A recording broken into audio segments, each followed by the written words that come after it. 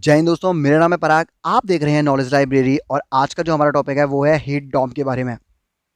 देखिए, अभी आ रहा था कि यूएस एंड कनाडा का टेम्परेचर है वो इंक्रीज हो गया है। कितना इंक्रीज हुआ है? देखिए, वहाँ का जो नॉर्मल टेम्परेचर रहता है वो रहता है 21 डिग्री सेल्सियस से लेकर 30 डिग्री सेल्सियस तक। लेकिन उस टेम्परेचर में जो इंक्रीमेंट देखने को मिला है वो मिला है 45 डिग्री सेल्सियस से लेकर 48 डिग्री सेल्सियस तक। यानी नाउ इट इज उनका जो टेम्परेचर चल रहा है, यानी नॉर्थ अमेरिका, देखिए नॉर्थ अमेरिका ये है, ठीक है, जिसमें कनाडा एंड यूएस आते हैं। यहाँ का जो टेम्परेचर अभी चल रहा है वो चल रहा है 45 डिग्री सेल्सियस से लेकर 48 डिग्री सेल्सियस तक। तो क्या कारण है इसके पीछे? के कारण क्या है कि अचानक जो टेम्परेचर 21 से 30 रहता था वो अचानक 45 से 47 या 48 तक कैसे पहुंच गया?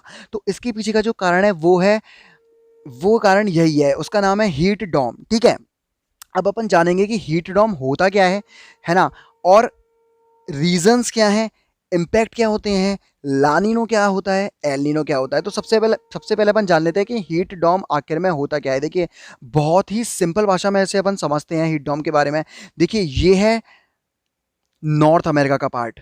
ठीक है, ये नॉर्थ अमेरिका जिसमें कनाडा एंड यूएस आ गए, और ये वाला पार्ट है पैसिफिक ओशियन। ये पूरा पैसिफिक ओशियन है। ठीक है, ये पैसिफिक ओशियन है। अब होता क्या है कि पैसिफिक ओशियन इक्वेटर पर है, और मई और जून के महीने में सूरज की सीधी किरणें इस पे पड़ती हैं। ठीक है, तो जब सूरज की सीधी किरणें इस पे पड़ती हैं, जो पैसिफिक ओशियन का जो वाटर सरफेस होता है वो गर्म होने लगता है ना। अब ये गर्म होने लगता है और यहाँ की जो हवाएं हैं वो चलती हैं ईस्ट से, वो चलती हैं, सॉरी, वेस्ट से ईस्ट की तरफ। वो ऐसे चलेंगी, ये है वेस्ट और ये है ईस्ट। वो वेस्ट से ईस्ट की तरफ चलने लगती हैं। तो जब वेस्ट से ईस्ट की तरफ जो हवाएं चलती हैं वो वाटर सरफेस से होकर जाती हैं। अब वाटर का सरफेस है गर्म, यानी हॉट है, वहाँ का जो सरफेस है वो गर्म है क्योंकि वो सूरज की किरणों से गर्म हो रखा है। अब जब हवाएं ऐसे चलेंगी तो ऑब्वियस सी बात है, वो वाटर सरफेस की जो गर्मी है उसको साथ लेके चलेंगी। जो वाटर सरफेस की गर्मी होगी, और जब वो इससे नॉर्थ अमेरिका के पार से टकराएंगी तो वो यहाँ पर ऊपर उठना शुरू कर देंगी।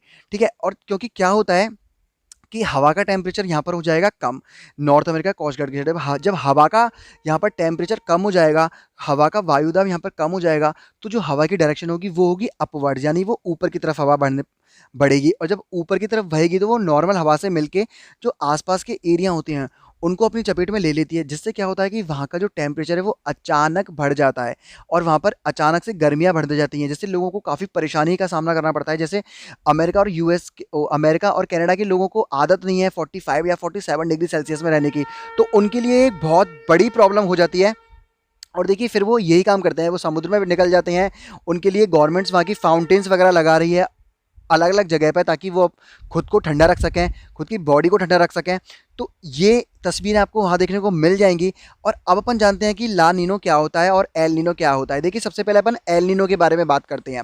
ठीक है, कि एल नीनो क्या होता है, क्योंकि अगर अपन एल नीनो को समझ गए तो ला नीनो अपन को अपने आप समझ में आ जाएगा, क्योंकि इस एल नीनो का अपोजिट होता है ला नीनो। तो सबसे पहले अपन समझते हैं कि एल नीनो होता क्या है, और इसको अपन समझते हैं मैप की सहायता से। ठीक है, ये है साउथ अमेरिका का पार्ट, ये साउथ अमेरिका आ गया, और ये है ऑस्ट्रेलिया, और ये है पैसिफिक ओशियन। ठीक है, ये है पैसिफिक ओशियन, है ना।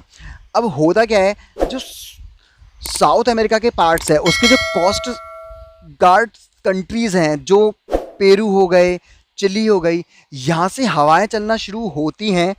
पैसिफिक ओशन के ऊपर ऊपर से हवाएं चलती हैं ईस्ट से वेस्ट की तरफ, यानी हवाओं का जो डायरेक्शन होगा, मैं कलर चेंज कर लेता हूँ। देखिए, हवाओं का जो डायरेक्शन होगा ये वो इस डायरेक्शन में चलेगी, यानी ये है ईस्ट और ये है वेस्ट।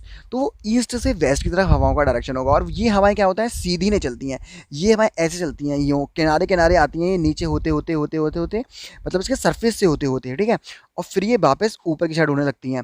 तो इससे क्या होता है कि ऑस्ट्रेलिया में जब गर्म हवाएं यहाँ से यहाँ चलेंगी तो ऑस्ट्रेलिया में जो वहाँ पर गर्मी बढ़ेगी, तो गर्मी बढ़ेगी तो क्या होगा, जो वाटर सरफेस है उसकी वाष्प बनेगी, वाष्प बन के यहाँ पर आ जाएंगे बादल, बादल से यहाँ पर तो हो जाएगी बारिश, लेकिन जो नॉर्थ अमेरिका जो सॉरी साउथ अमेरिका का जो पार्ट है वहाँ पर हो जाएगी बहुत ज़्यादा गर्मी।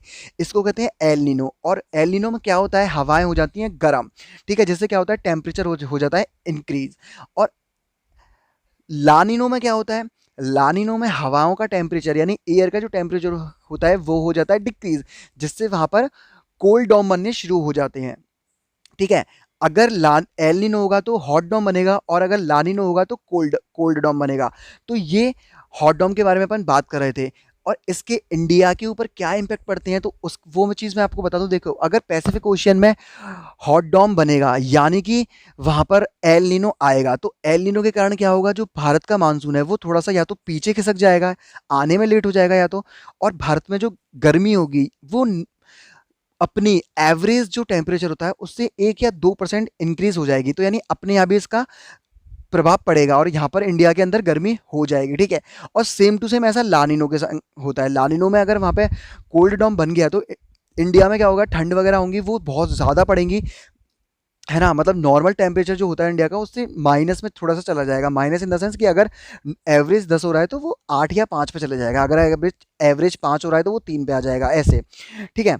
तो ये टॉपिक था आज का हमारा, और ये जियोग्राफिकल इंसिडेंट्स होते हैं और जोग्रा यूपीएससी में जोग्राफिकल के लिए बहुत ज़्यादा इंपॉर्टेंट होते हैं, क्योंकि प्रीलिम्स में ये एल नीनो और लानिनो के बारे में आपसे पूछ सकता है, और अगर मेंस में वो आपसे क्वेश्चन करे तो वो मेंस में भी वो आपसे ये क्वेश्चन कर सकता है कि hot dome and cold dome क्या होते हैं, hot dome and cold dome होते क्या हैं, ठीक है, और इनके इंडिया पर पड़ने वाले इम्पैक्ट, ये सारे क्वेश्चन आपसे कर सकता है। अगर ये वीडियो आपको पसंद आई है तो सब्सक्राइब कीजिए, लाइक कीजिए यार, लाइक करना मत भूलिए, ठीक है। मिलते हैं नेक्स्ट एपिसोड में, तब तक जय हिंद, जय भारत।